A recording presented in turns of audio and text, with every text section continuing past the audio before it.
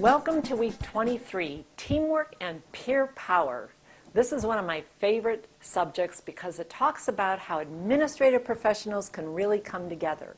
Now, the kind of teamwork we're going to talk about today is different than what we were talking about in earlier segments of the series, because this particular section is going to focus on how to build strength and unity by pulling together with your administrative professionals.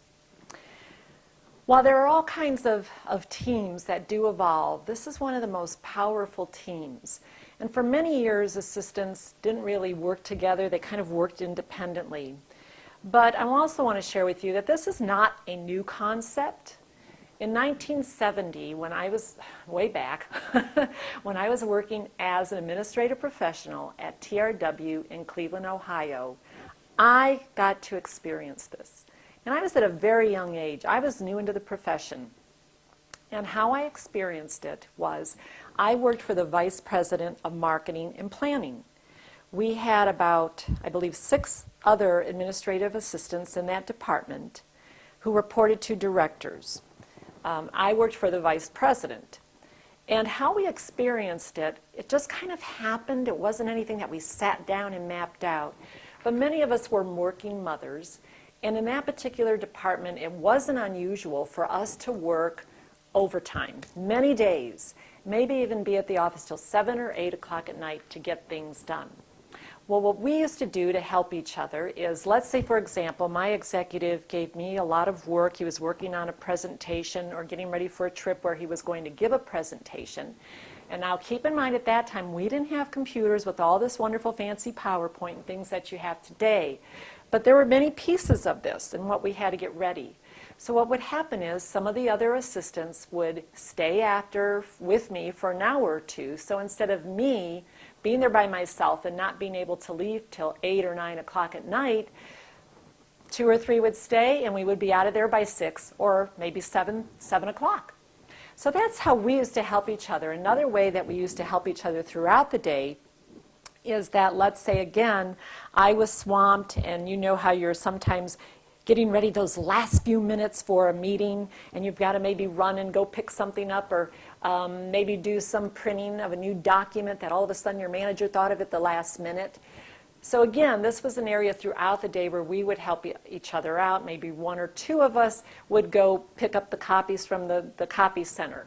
Or someone else would help with the phones while we were working on our presentation with our manager. I mean, the idea was, while we were all very busy assistants, we knew that when we helped each other out in the critical time crunch periods, we were going to get more done. So what's different today about peer power? Well, there is a big difference, I'm happy to say, that many administrative professionals in various organizations are getting together and they are forming formal teams. Some of these teams actually have a team name, they have a logo, they have a mission statement, they hold regular meetings, they have a very formal process in place. And they are seeing a lot of benefit, again, by coming together. What can you do to make this work? How do you really make this happen? Here are some tips for you. First of all, you have to place value on diversity. And remember, diversity can be religious, ethnic, gender, income, education, generational, and even our skill sets. So if you're really going to come together and work with your administrative peers, you've just got to put any prejudices aside. Whether it be even how the work style that someone has, it could be their personality trait, you really have to value your differences. Which leads to seeking out each other's talents and bringing those together for the benefit of the team.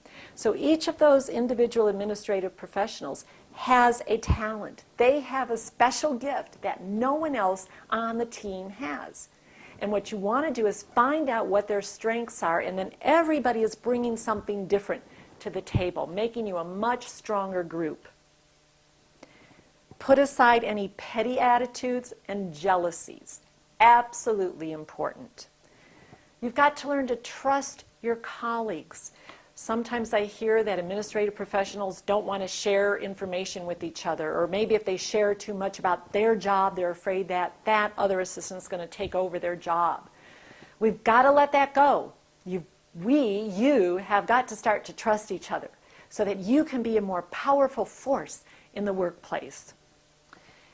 When you're a good team member, you do your part.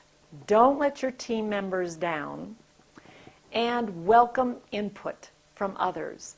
You know, people have great ideas, and sometimes it is hard. I have to admit that I am guilty of shutting out people sometimes, that I am pretty strong-willed, and I know what I'd like, and when I have an idea, I'm locked into my idea. And I've been having to work on this a lot the past several months. While I welcome input from people, then maybe when I get that input, I start fighting for what I believe in, and I put up a defense.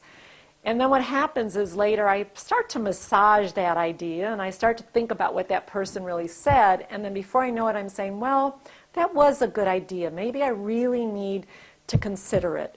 So I know myself well enough to know that I have this bad habit, and I also know myself well enough that I take a lot of good ideas from other people and eventually put them into action. What I'm working on is doing that faster. So what can you work on? What is your barrier that prevents you from welcoming input from others or even accepting their input? Here's your activity for week number 23, and after this you only have 3 weeks left. Here's your activity. I want you to gather up a group of your administrative peers. Get yourselves together. If you have underneath it all, go through all of chapter 23. Or if just a few of you have it, even if one of you have it, read through chapter 23. Then I want you to develop a plan on how you can unite your efforts, how you can bring forth your talents and become a stronger force within your work environment. If you don't have the books at all, come to the Joan Burge, the blog. I talk a lot about teamwork. I talk about peer power. There are many strategies that I can provide for you. But the idea is you've got to come together. You've got to work together and be this great force that can create change. Thank you and good luck.